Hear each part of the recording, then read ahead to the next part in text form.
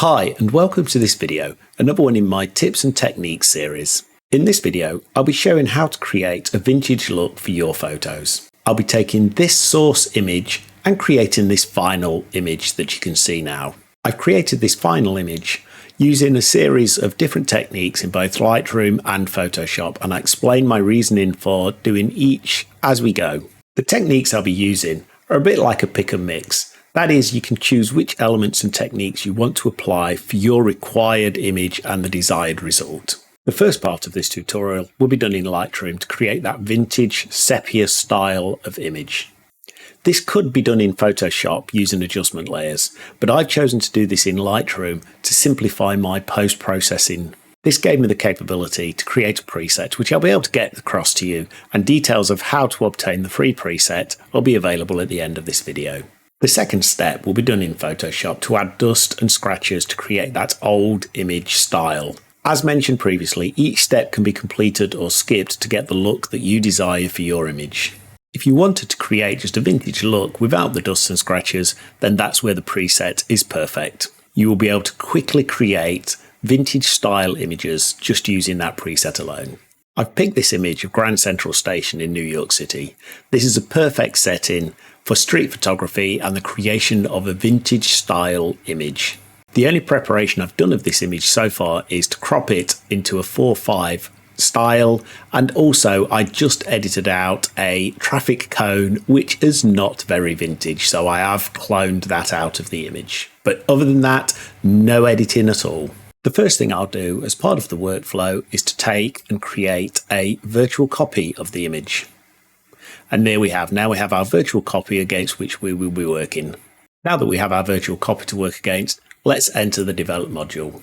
So let's first go into our basic editing parameters. I want to warm the image up, and I'll pull some of this back a little bit later, but that's about right. I want to make it feel really warm. I'm not actually going to change the tint. I do though want to pull down the exposure just a little bit. And I want to soften my image, so I'm going to pull the contrast back. I want to soften. Older images are often quite soft, so I think we're good there. Now I'm going to make a bit of dramatic. It's very highlight rich at the moment around the lights. I'm going to pull those back completely. And I'm going to pull the highlights and the whites all the way back. And the reason for doing this is to create a film, a lower contrast film impact. So I'm now going to increase the shadows. It's reducing the overall contrast within the image. But I do now the blacks. I want to darken the image back. At the moment, you'll notice it's going quite red in terms of the glow. We'll be working on that again a little bit later. I think that's probably about right. It's got a very rich texture and color to it now, and it's quite soft.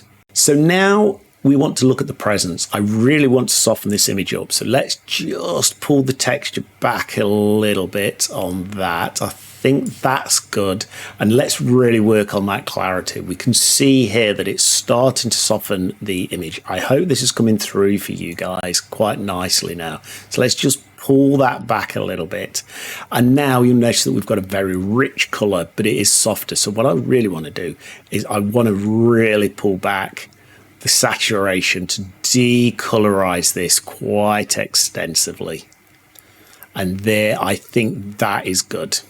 That's decolorized it and given us a nice soft image before we go on to the color grading of the actual detail.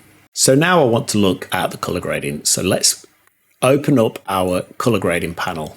So this is where we really start to give it that vintage look. What I want to do, we've kind of got a filmic soft look now. I want to add some blue tone to this a little bit right now. Okay, so I think I'll go for the teal and orange approach. And as you can see, as I mentioned, each stage so I've done the midtones, I'll do the highlights. Each stage is just redefining the image to be much more vintage than it previously was. Let's try the highlights now a little bit. There we go. There we go. And we've got the black. What I want to do is we've got the kind of vintage feel now I want to get that blending right up.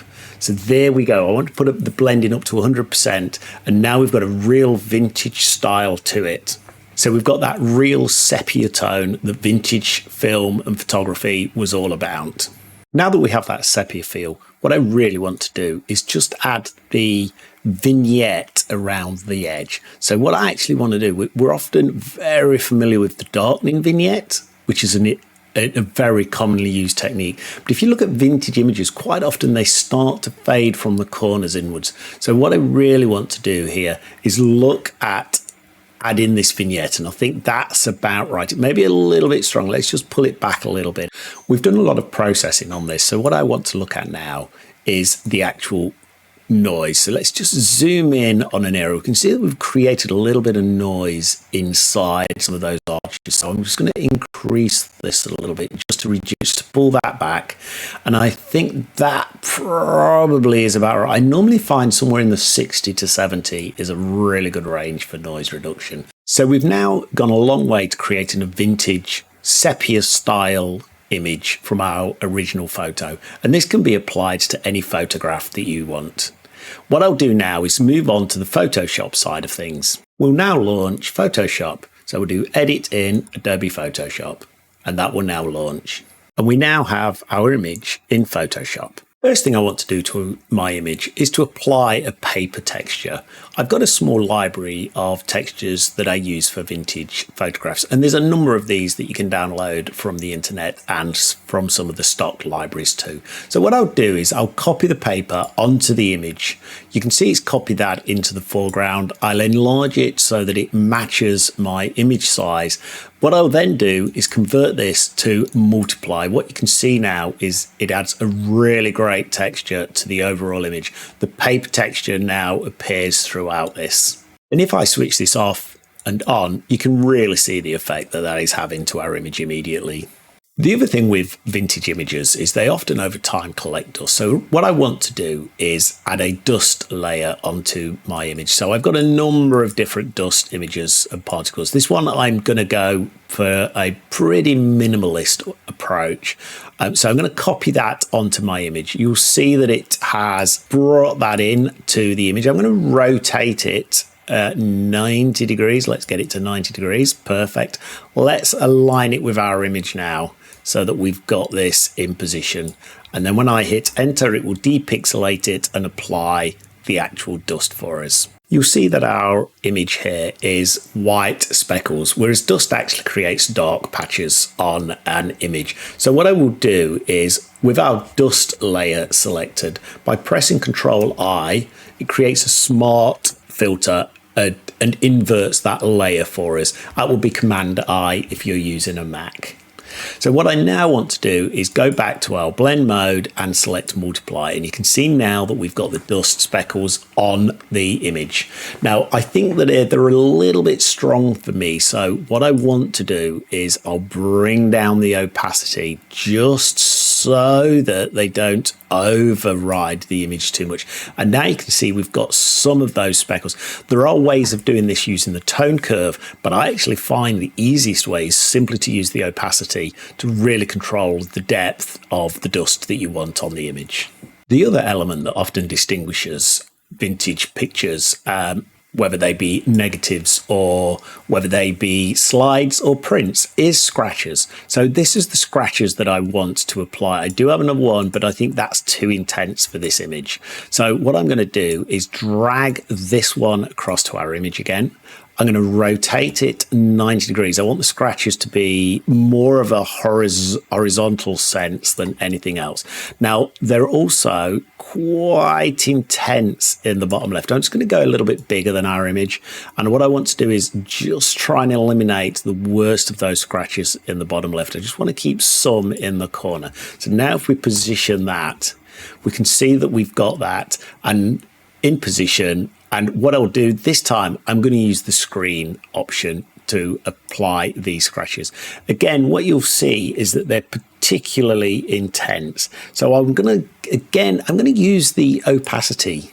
I'm going to drop the opacity down quite a bit on these because they're quite intense. And I'm going to bring them in as scratches. There we go. I think that's about right there. We've got the scratches coming in from the sides, running in a horizontal pattern. And now you can see that we've got quite a vintage style image before our final step. One of the things that differentiates old film is definitely the grain. So what I want to do is let me add a new fill layer.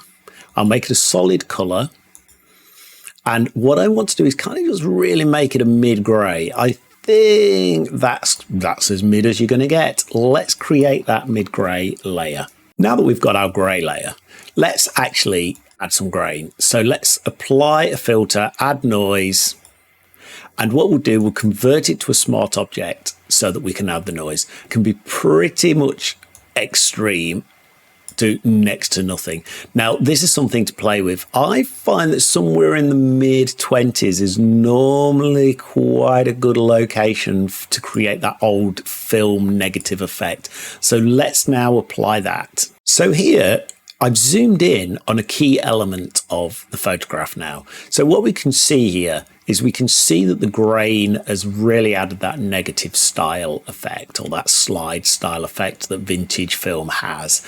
You can see the speckles of dust that have been created, and you can see the scratches that have marked that. So you can see within this zoom in image at 100%, everything that we've now added as the various layers.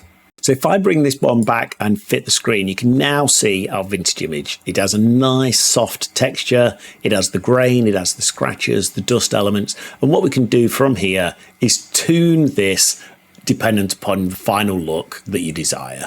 Now that we've added all of our layers, let's save our file and take it back into Lightroom. Now that we're back in Lightroom, we could make any fine tweaks that we require to the post-processing. So we could alter the exposure, the blending, etc. Now that we're here, we could adjust the tone curve just to get our final image look. But I'm happy with this as it stands at the moment. I think it's got that real vintage look. I'd be intrigued what you think, and please let me know in the comments below. In terms of obtaining the free preset of the Lightroom Vintage, please drop a comment below letting me know how I can send it to you, and I will drop you. I have 3 presets that can be utilized, which are different vintage looks. As you can see, they're being applied, and I'm happy to send you a file of those presets so that you can apply them to your own images. In the meantime, please feel free to subscribe and let me know what you think of this tutorial. I will see you soon. Thank you very much for watching.